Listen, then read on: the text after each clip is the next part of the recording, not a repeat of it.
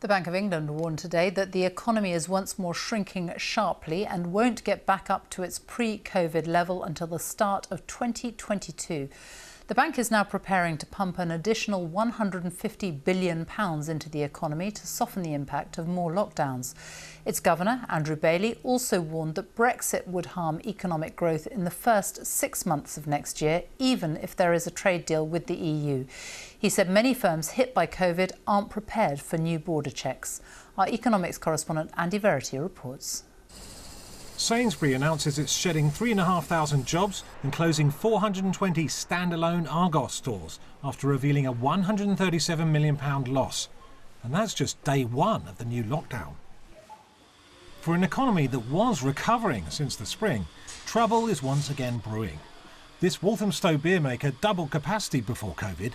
The pre-Christmas period should have been a chance to restore its fortunes. I'm really super proud of the way all of our staff, especially our younger members of staff, have really handled it.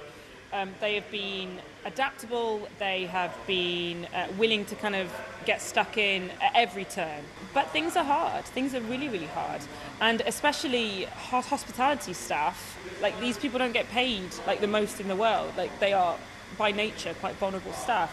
So we're doing our best. Today, the Bank of England warned that as the second wave breaks, the recovery will have to wait. It looks like the economy will end up, 10 or 11% below the level of activity we had at the end of last year. Now that is, historically unprecedented pretty much. I can't give you exact figures for the last 300 years, but it's a huge impact. I mean, there's nothing, certainly in modern times that we could point to which would be like that. The economy took a record drop in the second quarter of the year. It did recover much of that ground in the third quarter, and that was supposed to continue. But now the Bank of England says the economy's shrinking again, and it won't get back up to pre-COVID levels until 2022. To try and soften the blow, the Bank of England will now create another £150 billion at the stroke of a keyboard. It will spend the money buying bonds. That should ensure the government can borrow cheaply, keeping interest rates as low as possible, so this prolonged slump is no longer than it has to be. Andy Verity, BBC News, the Bank of England.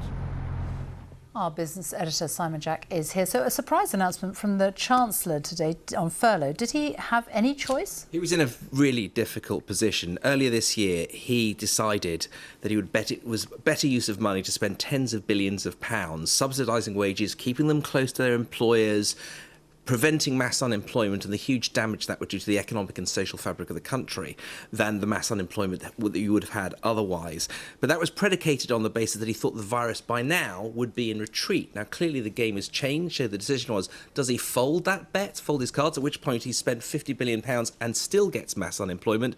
Or do you double down, buy yourself a bit more time and go into next year? Now, it was a surprise he went as far as March, and I think that was an attempt to try and get slightly ahead of a situation that the Labour Party say and others say he managed to get himself behind. So if he kept putting in more money each month, that looked as if he was being dragged to the wicket. So lots more money, but I think one other group that won't be very happy is the original measures did exclude some people, self-employed or small directors of companies. They, I think, will find it galling, heartbreaking even to see billions more going to them, to the people who already have had some assistance with none to them. Sam Jack, thank you.